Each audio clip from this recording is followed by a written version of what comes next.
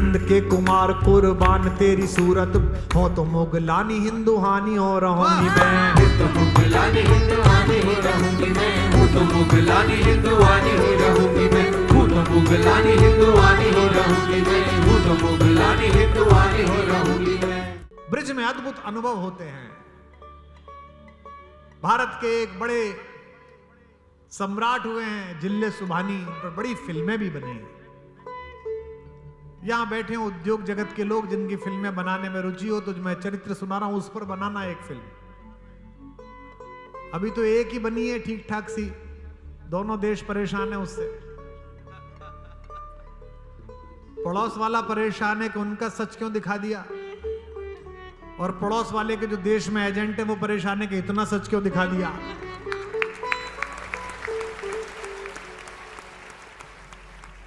अकबर की एक बेगम थी, उसका नाम था ताज बीवी। वो हज के लिए जा रही थी मक्का मदीने उमराह के लिए।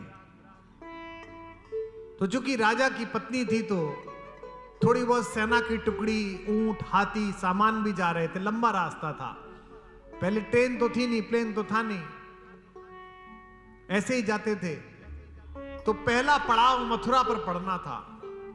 शाम के समय ताज बीबी का लश्कर मथुरा में पहुंचा तो देखा कि दीवाने कन्हैया कन्हैया गाते हुए जा रहे हैं बिहारी जी के मंदिर की तरफ। तो ताज बीबी ने अपने मंत्री से पूछा कि ये काफिर कहां जा रहे हैं, ये हिंदू कहां जा रहे हैं। तो मंत्री ने कहा कि मलिका हिंदुस्तान, ये काफिर लोग अपने छोटे खुदा को देखने जा रहे हैं। तो ताज बीबी ने कहा छोटा खुदा, इनके यहां छोटा बड़ा भी होता है, हमारे यहां तो एक ही है। बोले इनके यहां तो बहुत सारे हैं, यहां छोटा वाला रहता है। तो ताज बीबी ने कहा शाम तो हो गई, अब सुबह चलेंगे, आइए छोटा खुदा देख आते हैं इनका। मंत्री हिंदुस्तान का था। मंत्री बोला कि मैं आपको सलाह ना दूंगा कि आप बांके बिहारी जाकर उसे देख के आओ। ताज बीबी ने कहा क्यों? बोले महारानी साहिबा, यहां लोग कहते हैं कि जो उससे नजर मिलाता है वो आगे जा नहीं पाता, यहीं रह जाता है, उसी का हो जाता है। ताज बीबी ने कहा अरे ऐसा कैसे होगा, मैंने इनके बहुत बुत देखे हैं, मैंने इनकी बड़ी मूर्तियां देखी हैं, कुछ नहीं है, चलो। बहुत समझाया उसने कि मुझे बादशाह मार देंगे, मत जाइए। बोले ऐसा क्या जादू टोना है, अरे देख लेंगे, सामने जाके लौट आएंगे, फिर सुबह चल देंगे मक्का मदीना। ताज बीबी गई, बिहारी जी के मंदिर के कोने में खड़े होकर उसने बिहारी जी से नजर मिलाई। और मैं नहीं कह रहा, इतिहास गवाह है, आज भी वृंदावन में ताज बीबी का मकबरा है। पूरी जिंदगी के लिए जोगन हो गई, गोपिका हो गई, वहीं रही और कृष्ण का नाम गाती रही। बहुत बड़ी कवियत्री थी, कविताएं लिखती थी। संभवतः किसी ने आपको ये छंद सुनाए हो ना सुनाए हो, लेकिन मैं सुना रहा हूं। कैसा है कृष्ण? एक शासक की पत्नी जो इस्लाम में दीक्षित है, वो बिहारी जी को देख रही है और गई नहीं। उसने कहा छोड़ो, अब क्या खुदा ढूंढने जाना, मेरा वाला तो मिल गया, ये बैठा है। कि छैल जो छबीला, कैसा है? नटखट है, शुष्क नहीं है।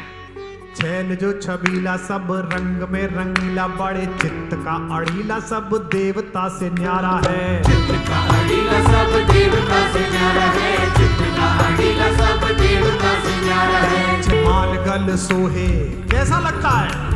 मालगल सोहे, नाक मोती सेत जो है, कान कुंडल और सर लाल मुकुट सिधारा है। कुंडल और सर लाल मुकुट सिधारा है, कुंडल और सर लाल मुकुट सिधारा है। दुष्ट जन मारे सब संत जो उबारे ताज, नाम भी ले रही है। दुष्ट जन मारे सब संत जो उबारे ताज, चित्त में निहारे प्रीति कारण जो वारा है। चित्त में निहारे प्रीति कारण जो वारा है, चित्त में निहारे प्रीति कारण जो वारा है। नंद जू को प्यारा, नंद जू का प्यारा, जिन कंस को पछारा, वह है वृंदावन वाला कृष्ण साहिब हमारा है। वृंदावन वाला कृष्ण साहिब हमारा है, वृंदावन वाला कृष्ण साहिब हमारा है, वृंदावन वाला कृष्ण साहिब हमारा है, वृंदावन वाला कृष्ण साहिब हमारा है। बादशाह अकबर को पता चला कि मेरी एक बेगम दीवानी हो गई, हिंदुओं के छोटे खुदा ने मेरी सल्तनत लूट ली। बादशाह ने अपने लोग भेजे, समझदार लोग भेजे, सियाने भेजे कि बुला के लाओ, उसको कहो कि वो मुगलानी है, कैसा काम कर रही है ये। ताज बेगम गई नहीं। ताज बेगम ने एक छंद लिखकर भेज दिया, कहा कि मेरे पुराने वाले शौहर को ये दे देना, मेरे पुराने वाले प्रेमी को ये दे देना और बता देना मुझे प्रेमियों का प्रेमी मिल गया, अब छोटे मोटे प्रेमी की जरूरत नहीं।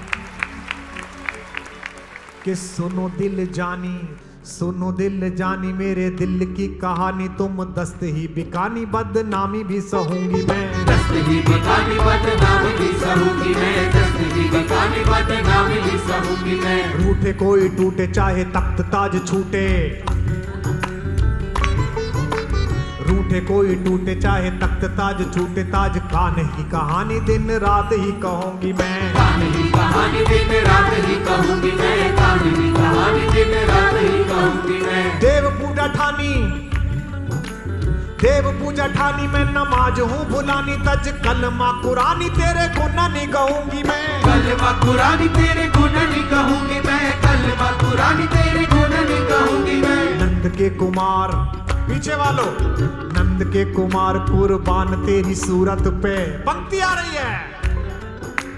नंद के कुमार कुर्बान तेरी सूरत हो तो मुगलानी हिंदुहानी हो रहूंगी मैं, तो मुगलानी हिंदुहानी हो रहूंगी मैं, हूँ तो मुगलानी हिंदुहानी हो रहूंगी मैं, हूँ तो मुगलानी हिंदुहानी हो रहूंगी मैं, हूँ तो मुगलानी हिंदुहानी हो रहूंगी मैं। अकबर ने दूसरा पत्र भिजवाया। अकबर ने कहा कि ठीक है, तू मुगलानी ना रहे, हिंदुआनी रहे, लेकिन मेरी नाक तो मत कटवा, दिल्ली आजा, जाती रहना, बीच बीच में चली जाना, कर लेना पूजा। वृंदावन में क्यों रहती है? अंतिम छंद ताज बेगम का सुना रहा हूं, फिर आगे बढ़ूंगा।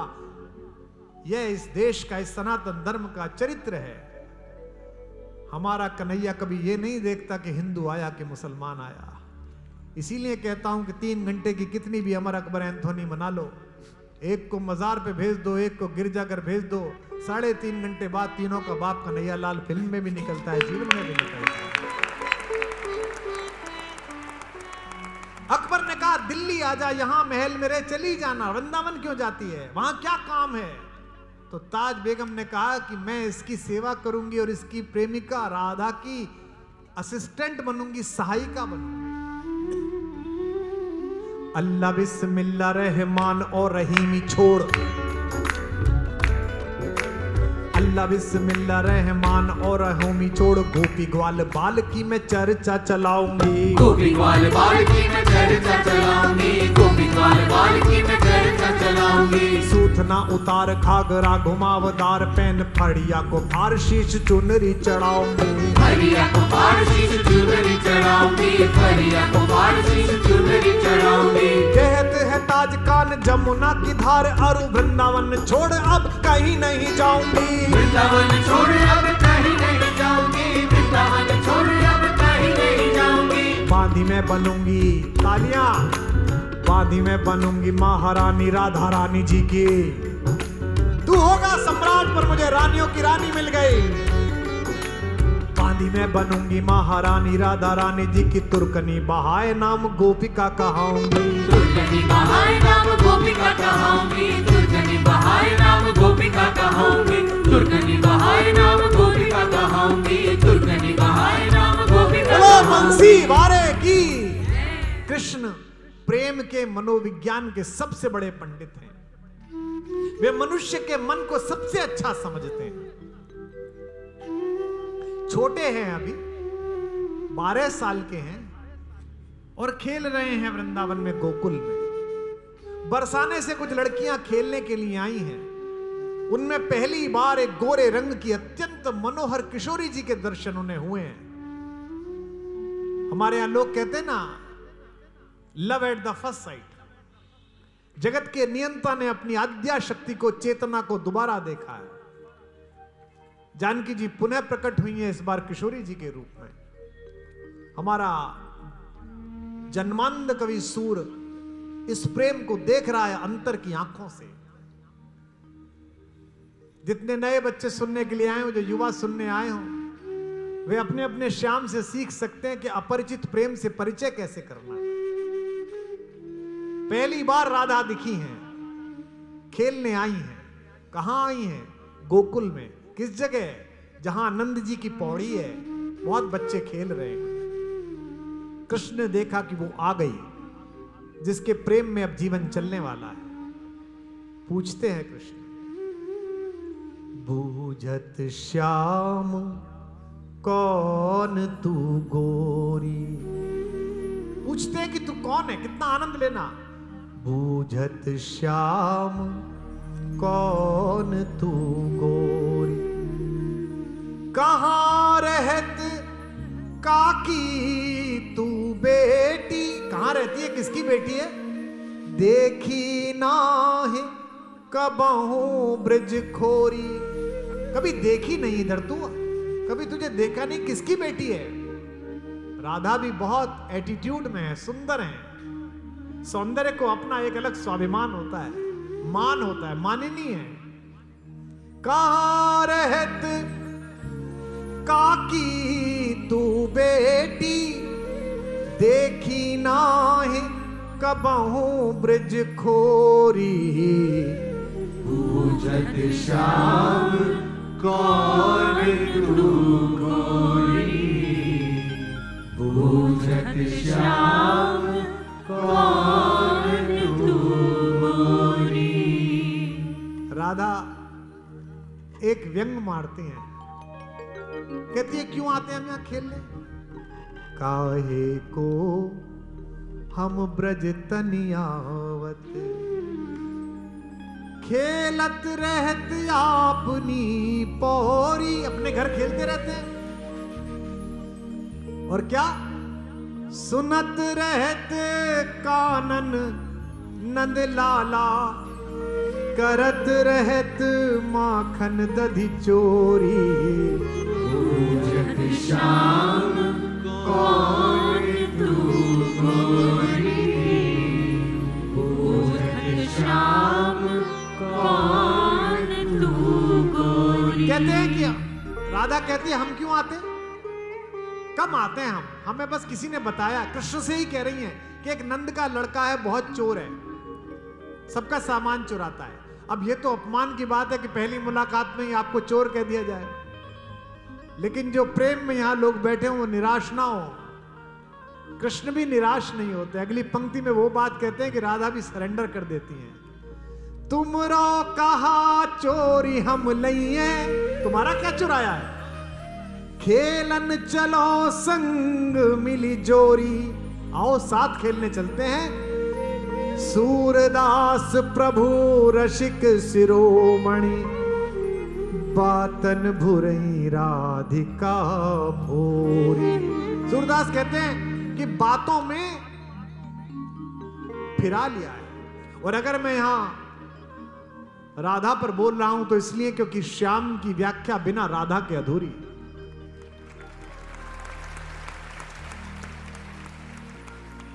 आज से वर्षों पूर्व जन्माष्टमी पर मेरी मां व्रत रखे हुई थी और पंजीरी बना रही थी। आप क्या बनती है जन्माष्टमी में पंजीरी? तो मां पंजीरी बना रही थी, तो मैंने कहा कि वैसे ही जैसे बच्चे कहते हैं ना कि ला मां चखा दे कैसी है। तो उसने पास में एक पंखा रख रखा था हाथ का, वो उठा के मेरे हाथ पे मारा के, जुच व्रत के बाद खाएंगे, ऐसे नहीं खाते, भगवान का भोग लगेगा पहले। अरे मैंने कहा खिला दे, हम भी भगवान ही है, हमारे अंदर भी तो कृष्ण है। ने कहा नहीं, मूर्खता की बात मत कर, जा कविता लिख के ला। मैं चला गया, तो मैंने सोचा कि एक कविता लिख देता हूं, अम्मा को सुना दूंगा। तो मैंने कुछ पंक्तियां लिखी, राधा की ओर से कृष्ण पर पंक्तियां लिखी। देखो कि हो काल गति से परे चिरंतन, अभी यहां थे अभी यहीं हो। हे कृष्ण तुम कभी यहां थे कभी यहां हो, कभी धरा पर कभी गगन में, कभी कहां थे कभी कहीं हो। तुम्हारी राधा को भान है, तुम सकल चराचर में हो समाये। बस एक मेरा है भाग्य मोहन, कि जिसमें होकर भी तुम नहीं हो। राधा कह रही है कि तुम हर जगह हो लेकिन मेरे भाग्य में नहीं हो। ये मैंने अपनी माँ को सुनाया तो मेरी माँ ने कहा कि तू मूर्ख ही रहा, प्रेम की कविताएं लिखता और फिर भी तुझे ये पता नहीं है कि राधा के भाग्य में कृष्ण थे कि नहीं थे। मुझे लगा ये बड़ा संदेश है। मैंने एक छंद और लिखा और उसके बाद ही व्रत खोला। उस छंद को सुनिए फिर आगे बढ़ता हूं। कृष्ण कहां मिलेंगे? न द्वारिका में भी नहीं मिलेंगे, हमारे ब्रज में भी नहीं मिलेंगे। चले जाना, विग्रह है, भगवान है, लेकिन नहीं है, राधा के कृष्ण नहीं है। न द्वारिका में मिले बिराजे, बिरज की गलियों में भी नहीं हो। न योगियों के हो ध्यान में तुम, अहम जड़े ज्ञान में नहीं हो। कहां है? पता बता रहा हूं, पते पर मोहर जैसे लगाते हैं ऐसे मोहर लगाना। न योगियों के हो ध्यान में तुम, अहम जड़े ज्ञान में नहीं हो। तुम्हें ये जग ढूंढता है मोहन, मगर इसे ये खबर नहीं है। बस एक मेरा है भाग्य मोहन, अगर कहीं हो तो तुम यहीं हो। अगर कृष्ण को समझना है तो बिना राधा को समझे कृष्ण को नहीं समझा जा सकता। और मैंने कल से चर्चा की है कि कृष्ण केवल हिंदुओं के नहीं है, केवल सनातनियों के नहीं है। कृष्ण विश्व की संपदा है, राम विश्व की संपदा है। ये आज नया देश कैसा बन रहा है, पत्रकार बैठे हो, हम हर बात पर आपत्ति कर रहे हैं। जिस वंदे मातरम को गाकर हिंदू और मुसलमानों ने इस पराधीन देश की लड़ाई लड़ी, स्वाधीनता के बाद उसी वंदे मातरम को गाने में कुछ विशेष लोगों को कष्ट हो रहा है। वो हैदराबाद में बैठ के कहते हैं कि वंदे मातरम नहीं गाएंगे। आश्चर्य है, ये जहर का बीज किसने बोया है मुझे पता नहीं। 1952 में जागृति फिल्म आई थी, पुराने लोग बैठे हैं, हमने सबने स्कूल में वो गीत गाया था। आओ बच्चों तुम्हें दिखाएं झांकी हिंदुस्तान की। किसने नहीं सुना? आप सबने सुना है। उसमें किसी को आपत्ति नहीं हुई, पूरे देश में एक व्यक्ति बाहर नहीं आया कि इसमें हमारे एक बड़े आदमी का अपमान किया है। सबने माना कि छत्रपति शिवाजी महान थे, महाराणा प्रताप महान थे, किसी ने नहीं कहा, हम सबने गाया। उस फिल्म में मुमताज बेगम नाम की एक मुसलमान हीरोइन ने काम किया। उस फिल्म में जो छोटा बच्चा मास्टर रतन बना है, जो बाद में पाकिस्तान चला गया था 1956 में, वहां की नागरिकता ले ली थी उसके मां बाप ने। उसके बाद भी गीत हम सबने सुना। यह देखो ये राज मराठा, यहां शिवाजी डोला था, मुगलों की ताकत को उसने तलवारों पर तोला था। हर पत्थर पर आग लगी थी, हर पत्थर एक शोला था। बोली हर हर महादेव की, बच्चा बच्चा बोला था। वीर शिवाजी ने रखी थी मान हमारे मान की, इस मिट्टी को नमन करो ये धरती है। सबने कहा, किसी ने ये नहीं कहा कि नहीं नहीं साहब हमारे अलैहिस्सलाम औरंगजेब साहब की बेअदबी होगी। सबको पता था कि एक लुटेरे के खानदान से है।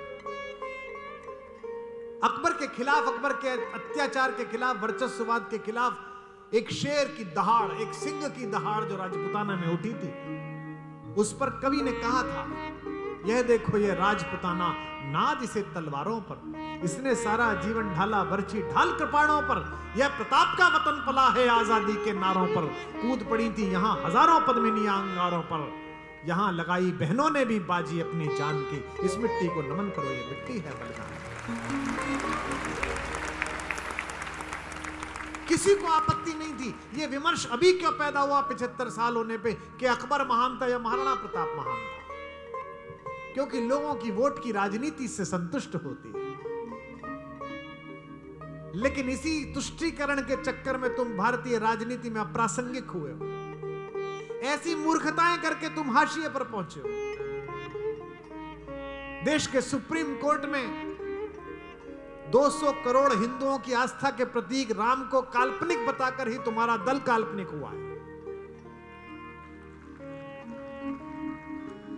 तुम्हें यह समझना पड़ेगा कि राम कृष्ण भारत की साझी विरासत के अग्रदूत हैं। इनके बिना भारत नहीं है। आज जो बांग्लादेश है, जो कि पहले कभी बंग प्रदेश था, जहां भद्रवाह था, भद्रशाल की राजधानी थी, जिसे बोरीशिला कहते हैं आजकल, वहां के काजी ने, एक मुसलमान धर्म गुरु ने कृष्ण पर गीत लिखा राधा बनकर। उसका नाम है काजी नजरुल इस्लाम। उसकी कृष्ण गीति बहुत लोकप्रिय है। बंगाल का अगर कोई भी व्यक्ति बैठा हो, उनका गीत है, जोदी तुम राधा होते श्याम। अगर कृष्ण तुम राधा होते ना, तो तुम्हें पता चलता कि राधा होना कितना मुश्किल है। अगर तुम राधा होते श्याम, जोदी तुम राधा होते श्याम। बंगाल गा रहा हूं, कहां? गुजरात में गा रहा हूं, ये बताने के लिए कि बंगाल हो, गुजरात हो, तमिलनाडु हो, केरल हो, ये सब राम और कृष्ण की भूमि है। यहां पार्टी कोई भी जीत जाए, लेकिन प्रतीक राम ही रहेंगे, प्रतीक कृष्ण ही रहेंगे। अगर तुम राधा होते श्याम, मेरी तरह रातों में दिन में, मेरी तरह रातों में दिन में जपते श्याम का नाम। अगर तुम राधा होते श्याम, अगर तुम राधा होते श्याम, अगर तुम राधा होते श्याम। क्या होता? ये बंगाल का एक मुसलमान काजी गा रहा है। बन फूलों की माल निराली, बन जाती तब नागन काली। कृष्ण प्रेम की भीख मांगने आते लाख जन्म तुम आते, आते इस ब्रजधाम। अगर तुम राधा होते श्याम। काजी कह रहा है कि चुपके चुपके तुमरे हृदय में बसता बंसी वाला हो। धीरे धीरे उसकी धुन में बढ़ती मन की ज्वाला। पनघट पर तुम नैन बिछाए, रहते आस लगाए। क्या पंक्ति कह गया काजी नजरुल्लाह। पनघट पर तुम आस लगाए, रहते नैन बिछाए। कारे के संग प्रीत लगाकर, कारे के संग प्रीत लगाकर हो जाते बदनाम। अगर तुम राधा होते श्याम। बोल बाके बिहारी लाल